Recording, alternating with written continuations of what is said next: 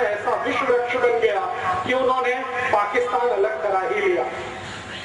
मुस्लिम league ने जो पाकिस्तान अलग कराया भारत देश से, इसमें अंग्रेजों ने पूरी भूमिका निभाई। और अंग्रेजों का यह था कि मुस्लिम लीग को भारत में इतना बढ़ावा दो कि ये कांग्रेस के हिंदू नेताओं से थोड़ी बड़ी संस्था हो जाए।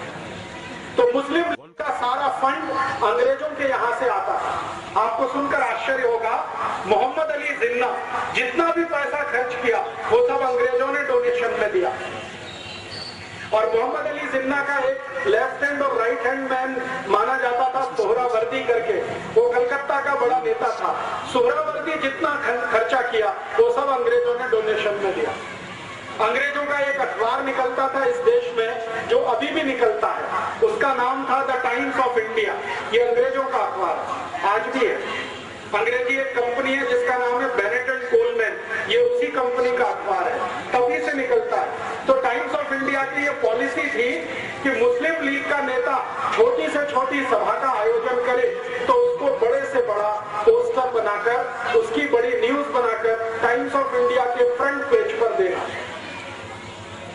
कई बार ऐसी हंसी आती है, मोहम्मद अली जिन्ना को जुकाम हो गया, खांसी हो गई, तो टाइम्स ऑफ इंडिया की फ्रंट पेज की न्यूज होती थी कि मोहम्मद अली जिन्ना कल से बीमार है, वो घर से बाहर नहीं निकला, उसको फ्रंट पेज पे कवरेज होता है।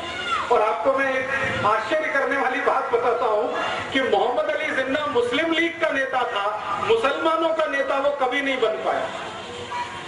मुस्लिम लीग एक संगठन था, उसका नेता था, मुसलमानों ने उसे अपना नेता कभी नहीं माना। आप जानते हैं कारण क्या था?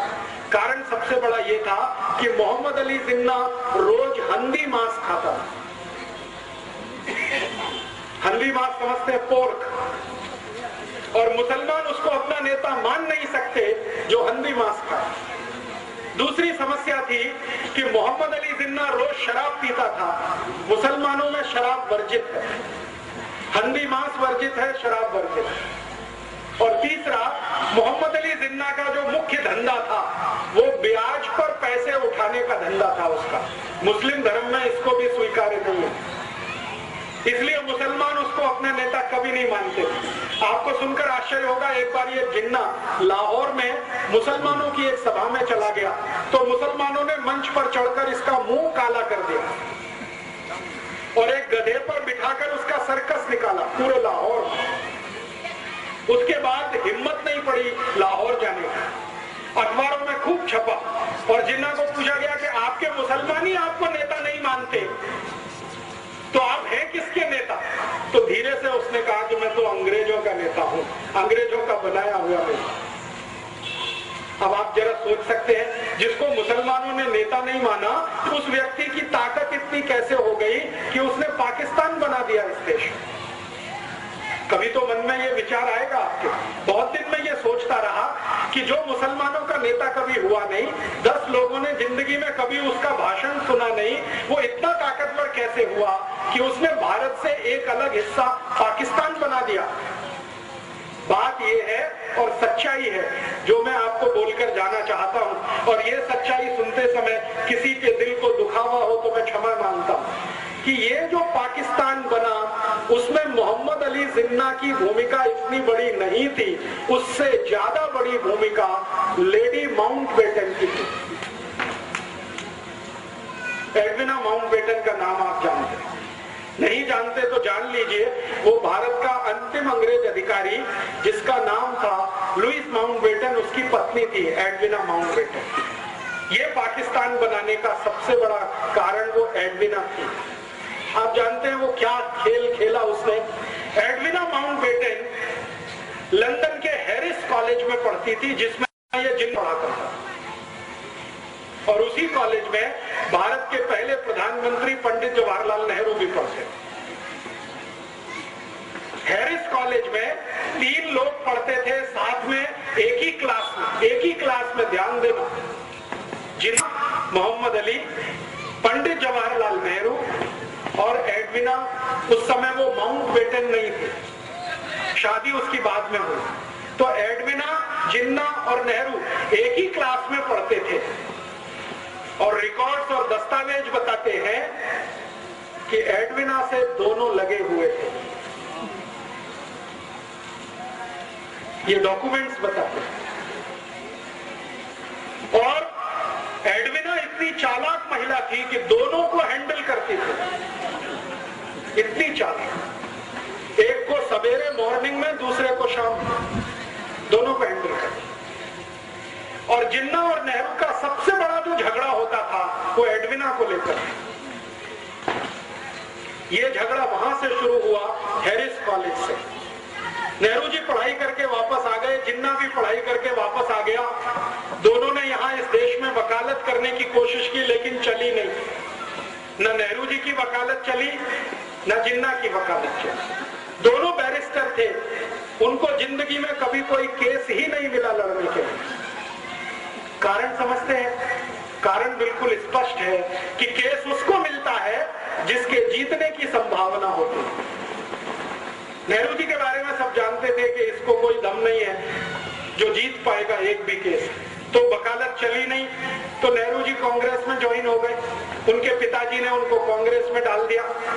पिताजी का सपना था कि मैं नहीं तो मेरा बेटा कोई ना कोई दिन देश के बड़े पद पर आना।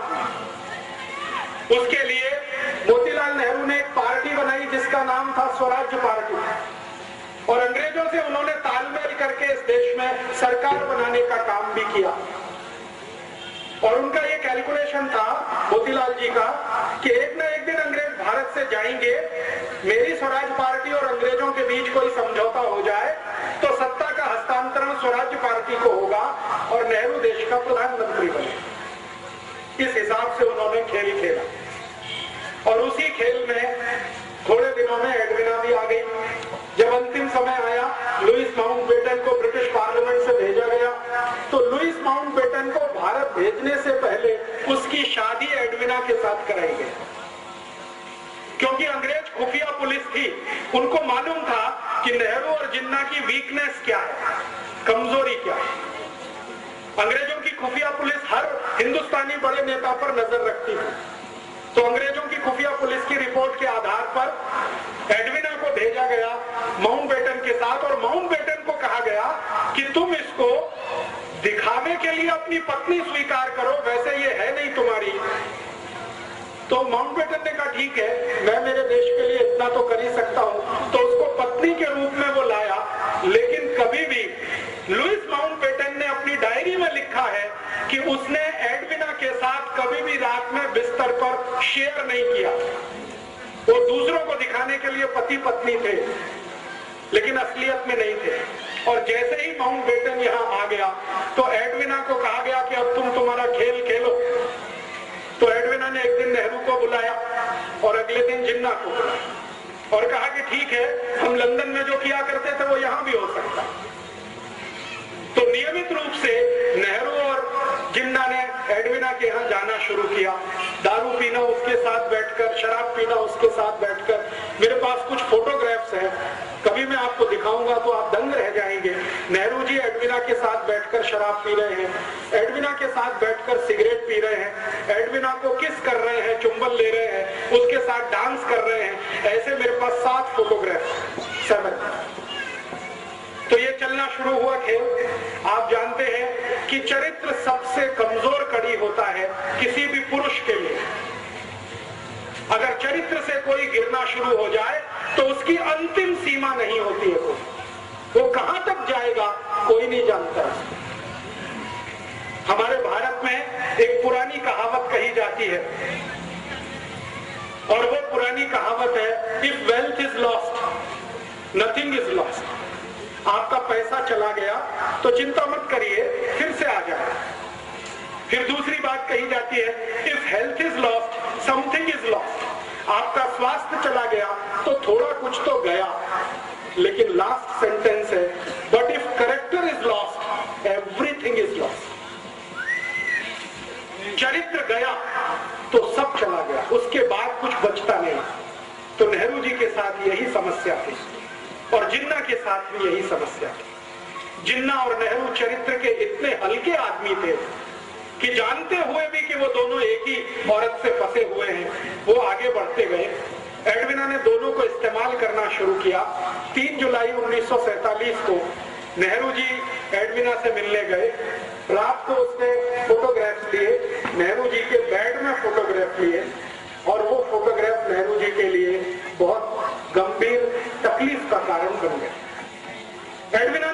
फोटो दिखाए नेहरू जी को कि देखिए आपके फोटोग्राफ्स मेरे पास है, और वो फोटोग्राफ्स क्या है जो मैंने आपको बताया। अगर ये रिलीज कर दिया जाए पूरे भारत में तो आपकी क्या हैसियत होगी, और आपको जो सबसे आगे बढ़ाने वाला व्यक्ति है महात्मा गांधी, उनकी क्या हालत होगी। तो नेहरू जी ने एडविना को पूछा कि आखिर तुम चाहती क्या हो, तो उसने कहा कि एक पेपर है उस पर आप साइन कर दीजिए। तो नेहरू जी ने कहा वो पेपर क्या है, तो उन्होंने कहा पेपर है कि भारत का बंटवारा करना है, हिंदू और मुसलमान के आधार पर करना, आप इसको साइन कर दीजिए। तो नेहरू जी ने कहा कि मेरी कांग्रेस वर्किंग कमेटी से पूछ लेता हूं। तो एडविना ने कहा इतना वक्त नहीं है मेरे पास, आप साइन करते हैं या कल ये फोटोग्राफ टाइम्स ऑफ इंडिया में छपते हैं। नेहरू जी सरेंडर हो गए। रात को 3 बजे 3 जुलाई 1947 रात को 3 बजे उन्होंने भारत पाकिस्तान बंटवारे के पेपर्स पर साइन किए। अगले दिन सवेरे उसने जिन्ना को बुलाया, एडविना ने, और जिन्ना के साथ उसने यही खेल खेला। उन्होंने कहा मिस्टर जिन्ना आपके कुछ फोटोग्राफ्स मेरे पास हैं, आप चाहें तो मैं उन्हें टाइम्स ऑफ इंडिया में रिलीज करती हूँ। तो जिन्ना बौखला गया। जिन्ना को मालूम नहीं था कि वो बहुत शातिर महिला है। हमारे भारत में इतिहास में आपने सुना विष कन्याएं होती थी, विष कन्याएं, एडविना वही थी, विष कन्या। तो जिन्ना परेशान, अपने फोटो देख के परेशान, क्योंकि जिन्ना का फोटो तो नेहरू जी से भी ज्यादा आपत्तिजनक अवस्था में था। अभी वो मैं खोलकर नहीं कहना चाहता क्योंकि कैमरे पर रिकॉर्डिंग हो रही। तो जिन्ना तो और भी परेशान। तो उसने कहा नहीं नहीं ये फोटोग्राफ्स रिलीज मत करिए। तो उन्होंने कहा ठीक है आप फिर पेपर साइन कर दीजिए। तो जिन्ना ने कहा कि मैं तो मुसलमानों का नेता ही नहीं हूं। तो उन्होंने कहा हम बनाएंगे ना, आपको चिंता मत करिए, हम बनाएंगे आपको मुसलमानों का, आप पेपर साइन करिए। तो 4 जुलाई को शाम को करीब 2:30-3 बजे जिन्ना से हस्ताक्षर लिए, 3 जुलाई को सवेरे 3 बजे नेहरू जी से हस्ताक्षर लिए, और वो अगले दिन अखबार में आ गया कि भारत और पाकिस्तान 2 अलग देश बनेंगे, पाकिस्तान मुसलमानों को मिलेगा, भारत हिंदुओं को मिलेगा, और इस तरह से देश का बंटवारा हो गया। इस बंटवारे में अगर आप देखना चाहें कि विलेन कौन है तो आपको बिल्कुल साफ दिखाई देगा। अगर मुझसे कोई पूछे तो पहला विलेन इस बंटवारे में पंडित जवाहरलाल नेहरू, दूसरा विलेन मोहम्मद अली जिन्ना। और मैं पंडित नेहरू को पहला विलेन क्यों मानता हूं, मैं आपको एक दूसरी घटना बताता हूं जो इतिहास में अभी दर्ज नहीं है, लेकिन डॉक्यूमेंट्स में वो घटना घटित है, डॉक्यूमेंट्स में उसका जिक्र है। वो घटना क्या है?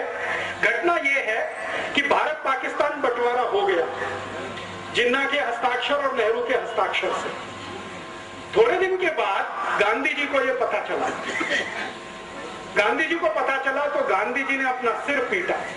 आप में से कोई शायद ये बात नहीं जानता है, गांधी जी को एक आदत थी, और वो आदत ये थी कि वो अपने पर जब गुस्सा करते थे तो अपना सिर पीटते थे, ऐसे करके बहुत तेज मारते थे, घूंसों से मारते थे, अपने को मारते थे।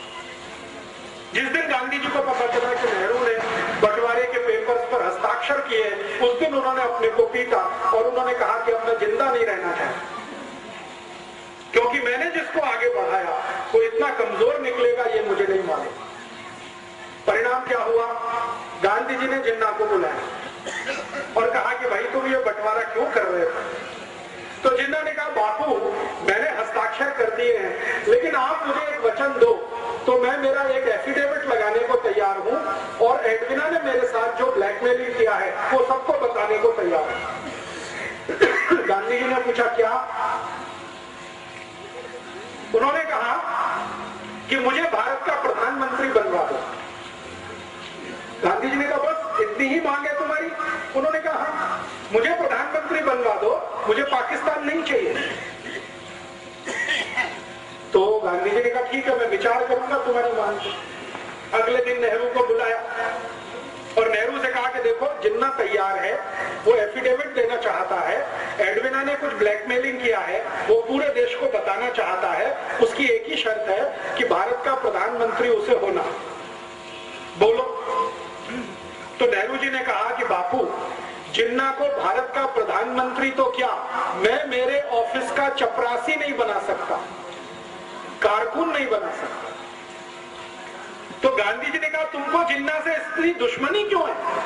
तुम दोनों साथ साथ पढ़े लंदन में हैरिस कॉलेज में, तुमको स्कॉलरशिप मिली, जिन्ना को स्कॉलरशिप मिली, साथ में जिस स्कूल में तुम पढ़े, साथ में रहे 15 साल, और तुम में दोस्ती इतनी ज्यादा थी, अब ये दुश्मनी इतनी क्यों?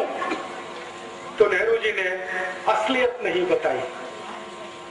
जिन्ना और नेहरू जी की जो दुश्मनी थी उसका कारण था एडविना, और कोई दूसरा कारण नहीं था।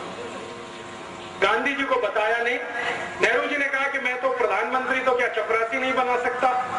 तो गांधी जी ने कहा कि फिर क्या होगा, देश का बंटवारा। तो उन्होंने कहा कि ठीक है बंटवारा हो जाए, मुझे उसमें कोई आपत्ति नहीं। तो गांधी जी ने कहा कांग्रेस तो तैयार नहीं है इसके लिए। तो उन्होंने कहा ठीक है कांग्रेस थोड़े दिन में तैयार हो जाएगी। ऐसे करके गांधी जी और नेहरू जी का वार्तालाप पूरा हुआ। फिर गांधी जी ने कांग्रेस वर्किंग कमेटी की मीटिंग बुलाई। 15 उसमें सदस्य थे। उन 15 सदस्यों के सामने गांधी जी ने कहा कि भारत आजाद होगा, लेकिन दुख है कि बंटवारे के साथ कौन प्रधानमंत्री बने? तो गांधी जी ने एक फॉर्मूला दिया कि कांग्रेस वर्किंग कमेटी जिसको अपना अध्यक्ष चुनेगी वो भारत का प्रधानमंत्री होगा।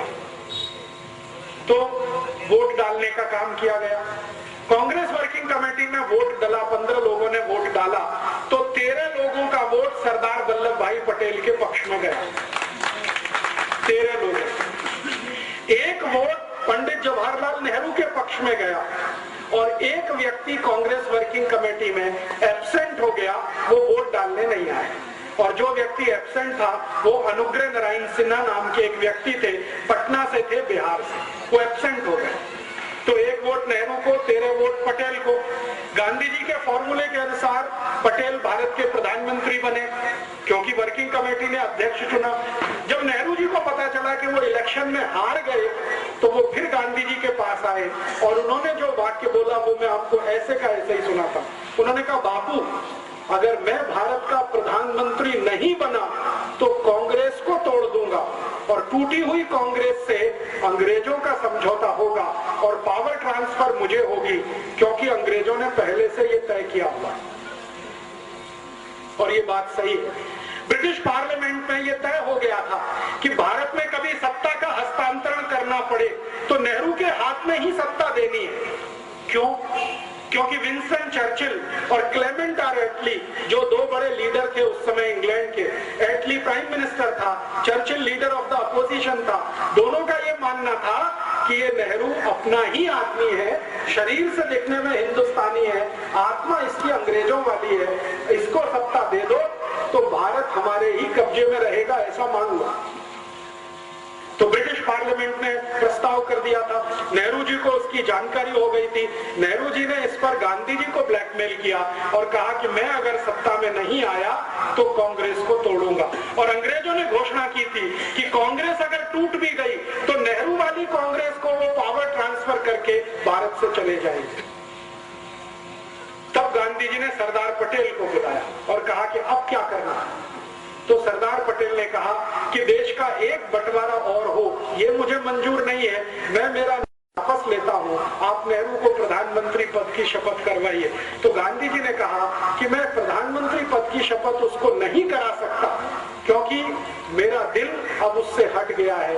ये जरूर है कि तुम मंत्रिमंडल में आ जाओ, डिप्टी प्राइम मिनिस्टर की पोस्ट पे रहो, ताकि नेहरू के ऊपर कंट्रोल रहे, और मैं तो जाऊंगा नहीं ऐसे किसी समारोह में जहां नेहरू को प्रधानमंत्री पद की शपथ दिलाई जाएगी। और आप जानते हैं कि 15 अगस्त 47 को जब शपथ ग्रहण समारोह हुआ, गांधी जी उसमें नहीं गए। गांधी जी नहीं गए। गांधी जी उस समय बंगाल के एक गांव में थे, नोआखाली में। ये गांव अभी बांग्लादेश में चला गया। तो नोआखाली के गांव में गांधी जी थे। करीब करीब दिल्ली से ये 1700 किलोमीटर दूर है नोआखाली। गांधी जी दिल्ली में नहीं थे। ट्रांसफर ऑफ पावर हुआ है। गांधी जी ये कहा करते थे, स्वतंत्रता नहीं आई है, आजादी नहीं आई है, सत्ता का हस्तांतरण हुआ है बस। और जो गांधी जी बोलकर नहीं गए और वो उनके कहने में समझ में आता है, वो मैं कह देता हूँ। गांधी जी ये मानते थे कि गोरे अंग्रेजों की सत्ता किसी काले अंग्रेज के हाथ में आई है। इसलिए वो सत्ता के समारोह में शामिल नहीं हुए। और आप फिर जानते हैं, इतिहास आपके सामने है, जिन्ना अलग पाकिस्तान का बन गया, ये बन गया। एक घटना बीच में और हुई थी, वो भी मैं समझा दूं आपको तो समझ में आएगा नेहरू जी का चरित्र। गांधी जी को एक डॉक्टर मिलने आया एक बार, और ये घटना आजादी मिलने से थोड़े दिन पहले की है। गांधी जी कलकत्ता के पास नोआखाली में थे, एक डॉक्टर आया।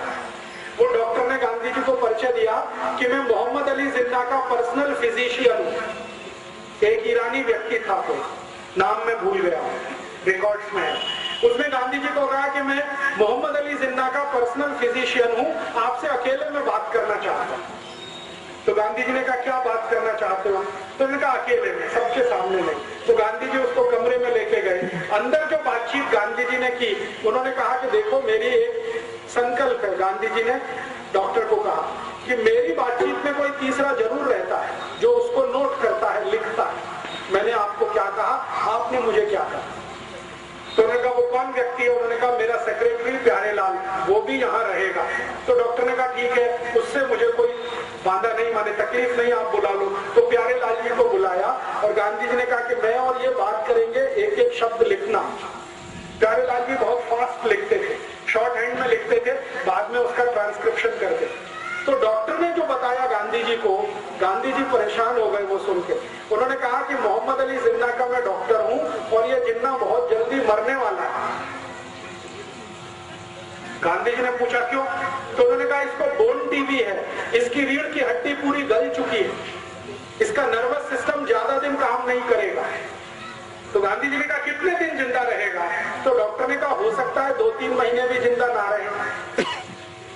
तो डॉक्टर को पूछा गांधी जी ने आप क्या चाहते हैं?